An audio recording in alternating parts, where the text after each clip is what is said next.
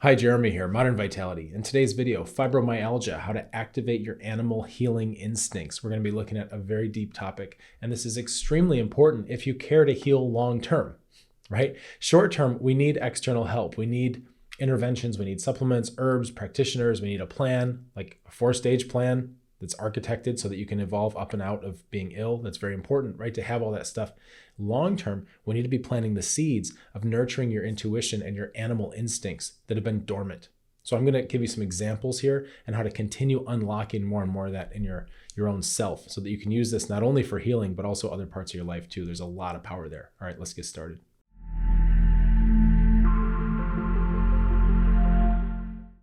Our culture is addicted to certainty. Okay, this is one thing that we have to understand. We have a certainty addiction.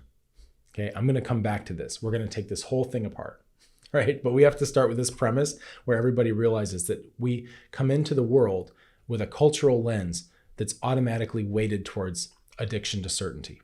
All right, and there's a lot of reasons for this, and I'm going to expand on this. But you need to have that. I'm going to put that now so that your subconscious can start chewing on that while we talk about the rest of this topic, right? So last night, I was sitting outside, and it was getting dark out, and it was, the sun had gone down a while ago, and it was just starting to fade. The light was just starting to fade out. It was is that sweet spot from twilight, right? And fortunately, I just put the kids to bed, so they were going down and calm down, and I had a minute to kind of sneak out and just sit and take in. The stars were starting to come out and just take in the evening.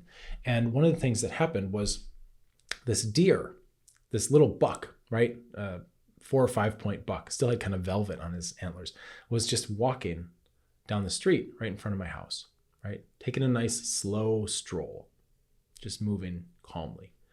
Now, I was sitting outside and I was wearing all white and I was sitting on white patio furniture, and I think I blended in rather well. Of course, this deer could smell me from a mile away, right? And that's nothing to do with my hygiene practices, right? That's just because they're very sensitive that way. They have a olfactory. They can smell a lot of what's going on. And we're going to come back to this smell power too. We'll talk about that in a little bit. But so obviously this deer knew I existed, right? It'd be silly to think the deer didn't know I existed at all, right? However, what I will say is that I was sitting very calmly. My colors were blended into my background, and I wasn't moving at all. I was sitting totally still, and I was just thinking my thoughts, right? Just relaxing, resting. And the deer walked by, and I'm sure it was aware of me, right? And while I was thinking about the deer, I was thinking, you know what? One of the things I was considering is the animal healing instincts that we all have, right? And this was kind of fortuitous that this deer came strolling by. And I thought, I'm going to engage with this deer, right? Caveat, no deer. I didn't harm any deer, right? No animals were harmed for this video.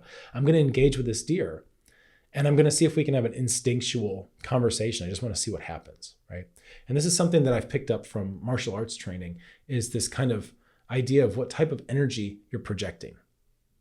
So for the deer, I realized the deer was having a very peaceful energy walking down the street, and I was having a very peaceful energy. And I was just thinking, what would happen if I suddenly turned myself into a predator? If I suddenly just projected predator energy at the deer, right? I just want to know what'll happen. So what I did was I didn't move my body at all. I didn't move a muscle. I just changed my internal state. I just went from placidly sitting there to basically thinking about getting that deer. I turned myself into a wolf internally, right? I just conjured some of that type of energy, this just predator energy where all of a sudden the deer is food. I'm locked on, right? And I'm going to get it, right? And I just created that energy in myself. And I'm telling you this story, this takes so much longer to explain the story. It took a blink, right, for this to actually happen. As soon as I gave myself permission to do that, it already happened. It was happening.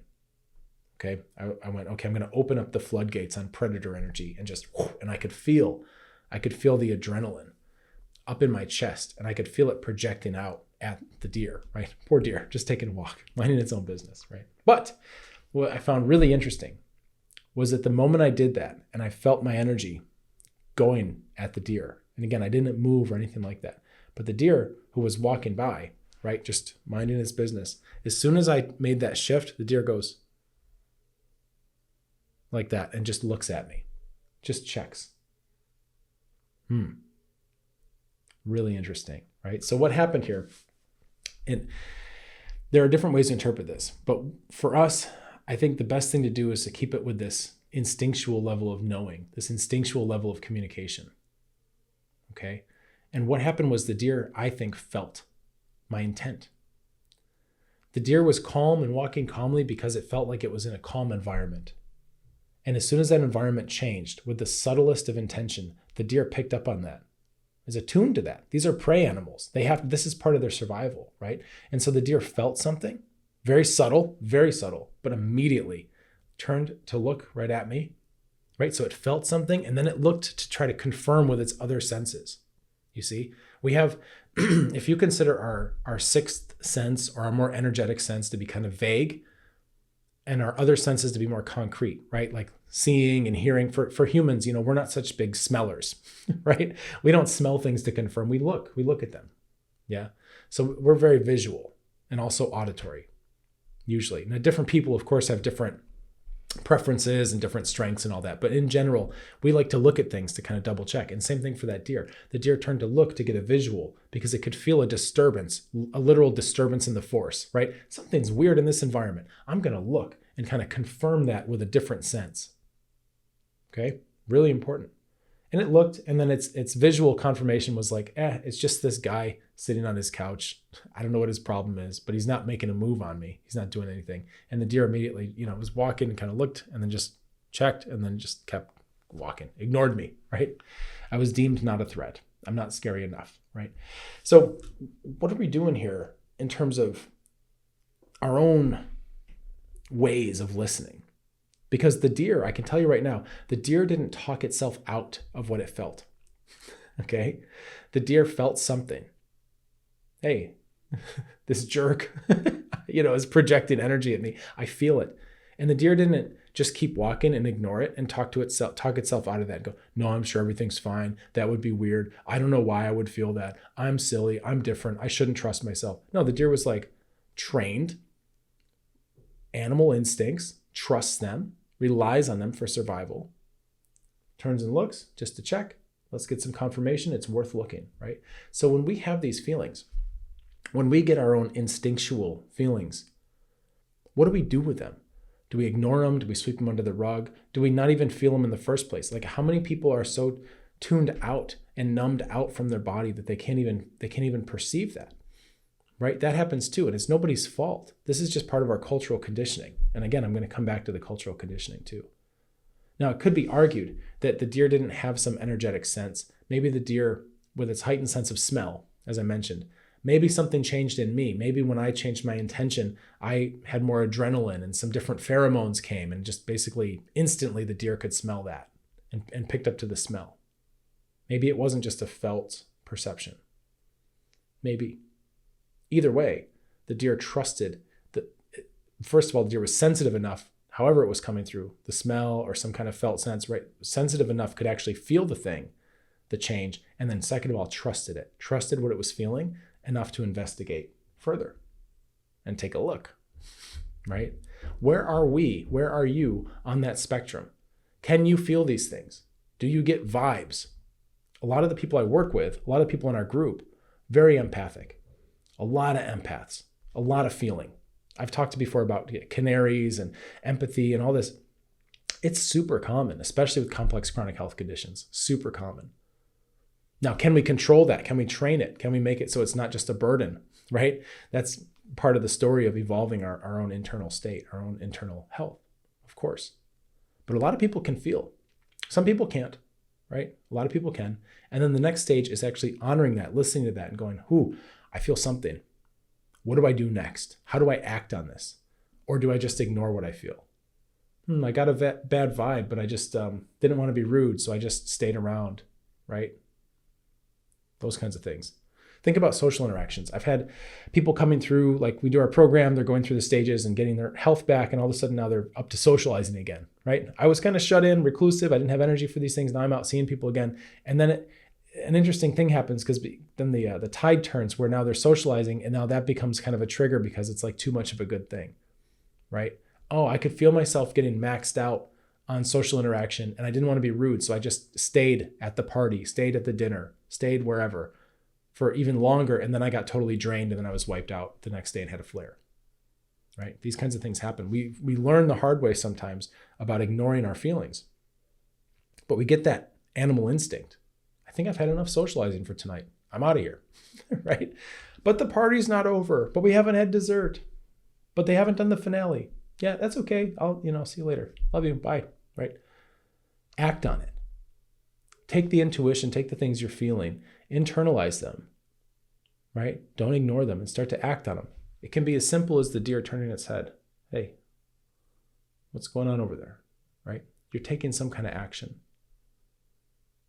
Over time, this builds a positive cycle, a virtuous cycle, where you're training your intuition, right? By honoring it, by listening to it. This never stops, by the way. It's not like you're just done. You just master this, right? It's not like I'm on top of my mountain making these videos and saying, hey, here's what you do. Here's how you do it. I've mastered it. It's an evolving process, but that is the process. You have to keep giving yourself opportunities to practice. So when you have your intuition, your instincts, whatever it is, you know something in a way that you can't necessarily articulate. I would encourage you, right? Honor that, pay attention to it, do something with it. It doesn't have to be something crazy or rash, right? But do something, even if it's just turning your head to look a little further. If the subconscious part of your mind is picking up on something, the next thing to do is point your conscious mind at it as well. And then you can get those two sides talking, get a consensus, and make a decision, right? Think about that. We have, as I mentioned, an addiction in our culture to certainty. And this is a problem, right? And I think there are deep roots of this that come from human existential fears of death and fears of uncertainty. And it's in our culture, it's everywhere. We want certainty. And what I can tell you is that we have an addiction to certainty, which then leads to an addiction to quantities and measurements and numbers and the rational, logical side. And the reason why for that is because nobody can argue with a number, right? Qualities are subjective. Your mileage may vary. The example I usually give when I speak about these things is the weather.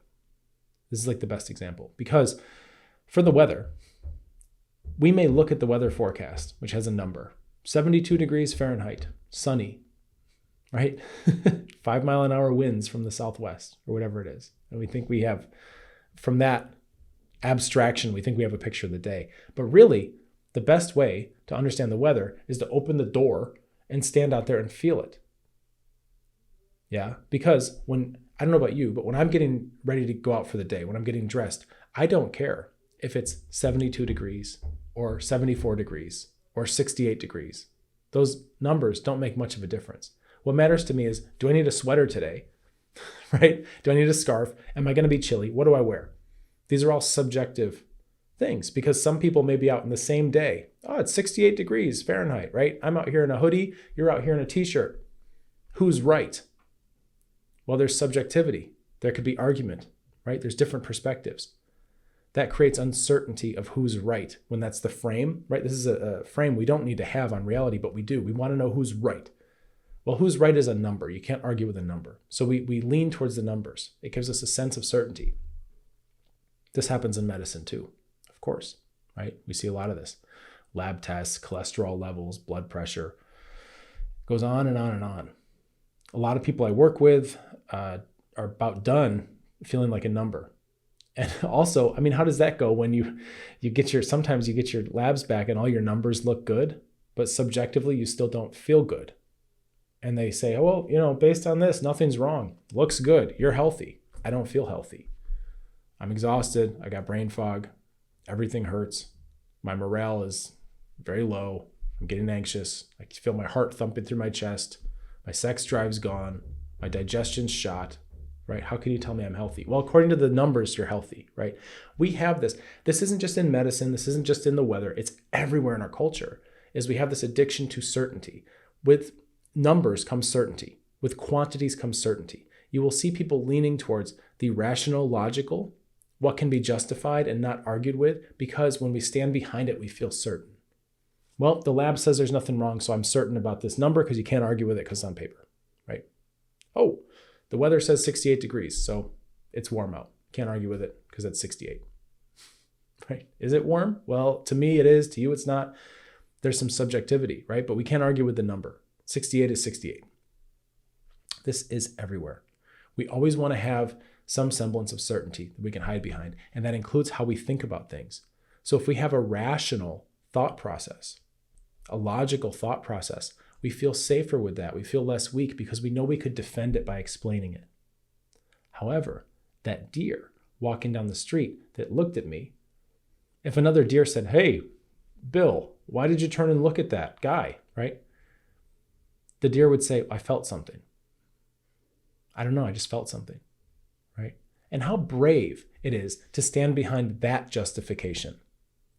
Something that you can't explain and quantify and hide behind the false sense of certainty. Right? It's a false frame. Instead, put that down and say, something didn't feel right. I thought I'd check it out. That's a different kind of strength there, right? Very different. You need to start to trust these instincts, especially around your health and your healing. Our body's talking to us all the time. We get gut feelings, we listen to our heart, right? There are these different visceral ways that we talk about this. Tune into that. A lot of our society, for better or for worse, has leaned away from emphasizing that kind of knowing, that kind of intuition, those kinds of animal healing instincts. I'm here to tell you that you're probably suspecting that there's some truth to what your body's saying, and I would encourage you to cultivate that, to listen to that, to grow it, right? Now, what do we do? Okay, because here's where it starts to break down. What do we do when we don't know how to act on these things? Meaning, you may feel an instinct, you may feel a pressure, you may feel a craving, right? But you don't know how to direct it. So for the deer, it's very easy because they feel something, something's weird, turn and look. Okay, I'm going to direct this feeling, I'm going to turn and look, right? However, if you're starting to tune into your body and you're going, I have deep fatigue, or I'm getting a migraine, or I'm, feeling super inflamed, or like my food that I ate yesterday is still stuck right here. Good, tune into that. But then a lot of people get stuck because they don't know what's next. They literally have hit the end of what they know how to do. Right? That's where we come in with our external training, with therapies, going, hey, you need to learn about these, 5 or 6 different herb formulas. You need to learn about these specific breathing exercises. You need to learn this self-care practice. Because now you have a tool set, right? So that when these things do happen, you go, oh, I'm feeling that anxiety come, or I'm feeling like I've been in a building with something that's kind of triggering my inflammatory response, that you now have ways to direct that you can now listen to the subconscious. You can listen to this intuitive information where you don't need somebody to prove to you, like, yeah, it does look like you're getting triggered by the mold in this building or whatever it is, right? Yes, it does look like you're fatigued. We've measured your energy level and it's low. You just know it because you can feel it. And then you know the next course of action. It starts to become instinctual. Again, as I mentioned in the beginning, this starts with external therapies. You have to learn things externally. You've got to develop a new vocabulary of healing modalities for yourself. There's a lot of things like this. This is part of what I train people on, right? Stage 1, immune. We look at a lot of things in the immune bucket. So now you've got a complete tool set that you can pick from, right? When you have this intuition. Same thing with digestive. Like digestive system, you need a comprehensive bucket of tools, which includes specific breathing practices that help the digestive system, right? Specific self-care techniques, herbs, all this stuff. Neuroadrenal. Oh, I'm getting a stressor, right? I'm dealing with difficult situations. I've got people that are stepping over their boundaries. I've got abusive relationships. I've got, somebody that's coming after me for no reason.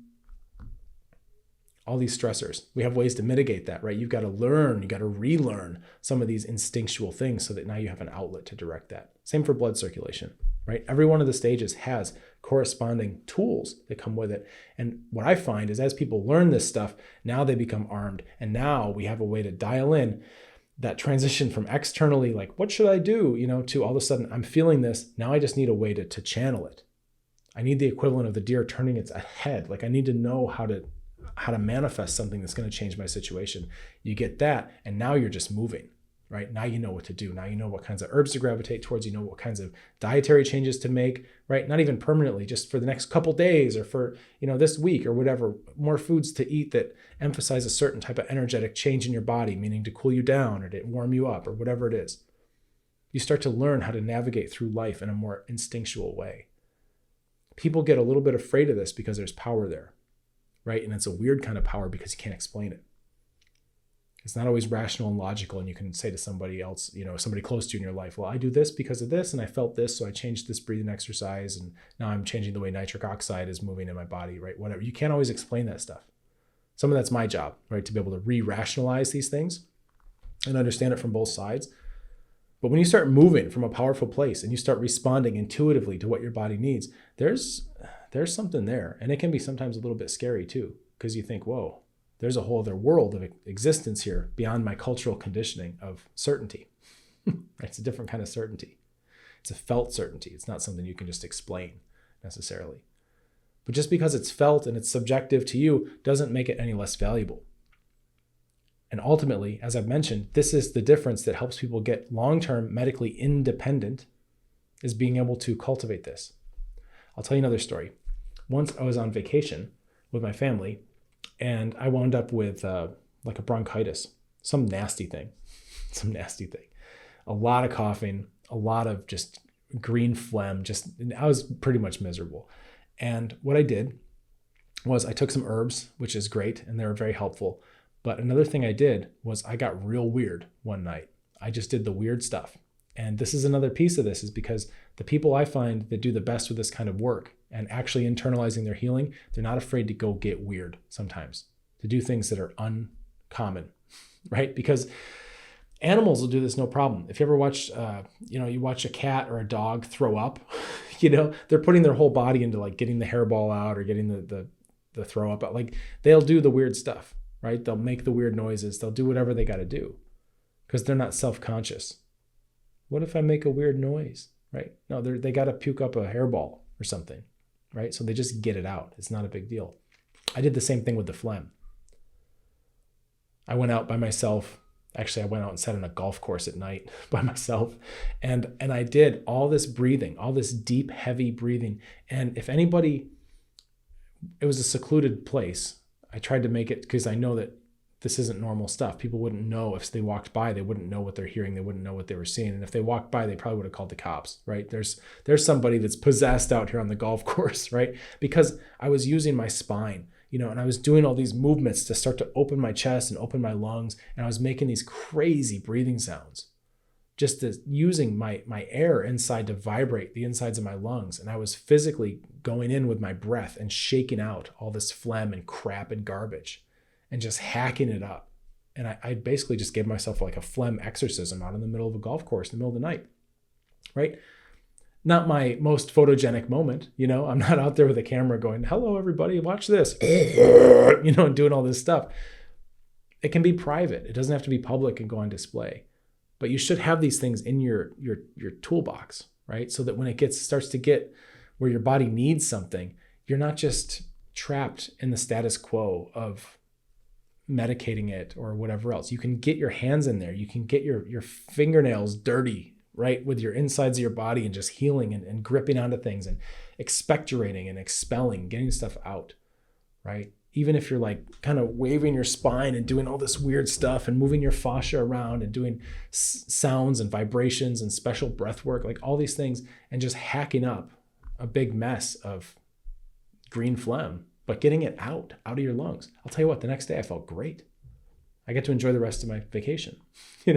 My family was like, oh, you're not so, you're looking better. You're not so mopey. I didn't want to do anything. I was just all like, oh, I don't feel good, So I had to do something about that. I had to crack it open. There's no plan for this. There's no protocol for this. There's no step-by-step. I didn't go out to the golf course with like, okay, step 1, I'm going to start moving my spine weird. Step 2, I'm going to make some crazy noises. Step 3, I'm going to hack up. It was just like, all right, this stuff needs to move. I'm going to open up. I'm going to kind of get out of the way. I'm going to encourage what needs to happen. I'm going to put some more energy into this. And it's going to be like so nasty to walk up. You wouldn't want somebody walking up on this, really, because I was just moving. It was like an exorcism. But, when you think about pathogens that shouldn't be there, it is an exorcism. You're getting these little demons out. Okay, it's nothing pretty about it necessarily. But I did the work, and I did it from an intuitive place. I didn't try to control or have a mental construct or define my frame of certainty around what needed to happen. I let it happen. Okay, this is one of many, many, many examples. And you probably are doing this stuff too to some extent. And so I would encourage you, open up your mind to that, because the more times you do this, and this is the key here. at first, your intuition doesn't always know what to do. You get these cravings, you don't know what you're craving because you've never had some of our herb formulas before, for example. This stuff's totally foreign. You haven't even ever experienced it. And then once you do, you know what that is. And you go, oh, I know when to use this, right? So you have to be exposed to the tools. Just like if you have, if you've never had a pomegranate before, how could you ever know that you're craving a pomegranate, right? You have to have one so that you can know and have a bank in your memory and go, oh man, I really want one of those sour, little crunchy. Oh yeah, that's a pomegranate, right? If you know what it is, you can find it and you can go get it. But if you've never been exposed to it, then you're just going to be kind of pacing around going, I want something, I don't know what it is. So try to free yourself from that situation, right? So first, your intuition has to be listened to, developed and listened to, just like the deer, right? And then 2, you have to have something to aim it at that's productive and that'll give you positive feedback. So you have to start to know how to move, how to breathe, what these herbs are, right? All this kind of stuff. And then number 3 is you need to actually complete these loops where you feel something, act on it, and then get some kind of result, right? Positive feedback. Now, the more cycles you do, the more loops you do, the more you practice this, the stronger your intuition gets, the more developed your animal instincts get. Your rational mind takes a bit of a back seat and becomes a curious observer. Oh, I don't have to control this whole process. A lot of things are happening on their own. Isn't this interesting? Right? And that's such a better place to be rationally versus trying to micromanage and failing and all this stuff. We need to bring this back. Our culture has an addiction to certainty, right? And then we have this intuition kind of bubbling. I think we can actually balance it back out. And we can use healing as one vector, one way to do this, one way to approach this. Because guess what? You're on a healing path, whether you like it or not. So you might as well get good at it. You might as well use it to make things better in your brain. You might as well use it as a path of also self-development. Make the most of it, right? Don't let this experience go to waste. Okay? Expand out of it. Get as much as you can out of it, including developing your own intuition, developing your own intrinsic instincts, right? Because we have to train this. A lot of people don't trust their intuition because their intuition, it doesn't lead to anything productive and they haven't had good experience with it. So they turn it off. Right? We can bring it back. We can breathe some life back into this. We just have to do it the right way. You got to know where to aim it at. You need to know, right, what stage you're in. You need to know what kinds of interventions to use. Give it a chance to be right and then let it practice and then let it get strong because it will. It will. And then you become a little bit more formidable, right? Which sometimes is the scary part for people because they go from being sick and I don't feel like I'm very powerful, and we kind of get used to that. And then all of a sudden you start to get this personal power back and you're like, holy smokes. I don't even know who I am right now. This is different. And some people embrace that and they do really well. Some people get freaked out by it and they just need a little bit of reassurance that, yeah, they do belong in a powerful position, right? Self-autonomy, it's important. Medical independence, it's important, right? Very important. If you're struggling with a complex chronic health condition, why do it alone? We've got a group. It's amazing. It's international. We've got people from all over the planet, people I'm working with, clients going through the stages. You can be in this group too. It's free. And you can be watching right alongside me, looking over my shoulder. It's a chat group, right? Where everybody going through, if they're having a great day, they're sharing wins and we're seeing different symptoms going away, different understandings happening about how to activate their animal healing instincts, right? Different levels of ownership over the process. And then what's also really cool is it's reality here, right? It's very transparent, and you being in the group, you get to see everything that's going on. Meaning when somebody has triggers, setbacks, flare up, bad day, right? It's not good. They're backsliding. You get to see what happens there too. People come in with problems. I'm backsliding. I was in stage 3. I think I'm in stage 1. I don't know what to do. You can watch how we troubleshoot that, how we think our way through, how we use our system, right? How we work that, and how we continually develop this algorithm, right, of intuition. It's awesome. So you can be in the group, and again, it's free to join. The description has the link right below this video. You'll find the link. And if I see your application, there's a short application. I need some information so I can find out about you. If you look good, if you look like you're going to be a good fit for what we do and the way we do it, then I'll get you in the group as soon as I can. We keep it cozy, like 100 or 200 people. Tends to fill up, so there may be a wait, but I'll get you in as soon as I can. It might be the next monthly cohort, maybe 2 months. I really try not to make people wait too long, but can't make any promises, but I'll do my best. In the meantime, you might consider subscribing to this channel, liking this video, doing all those sorts of things. And the reason why is because just like we can train our intuition, we can also train algorithms to show us things that are important, that matter. So when you click subscribe or ring a bell or whatever you're doing, you're giving input and you're telling YouTube, hey, show me more stuff like this. I don't want mindless scroll. I want to find things that are actually going to move the needle and help me heal and help me get more power over my life. So take a moment, become the kind of person that clicks the button so that you can start to take power over the algorithm too. Right? Very important. These things are everywhere. So hope that helps you. Let's get you feeling better. Cheers.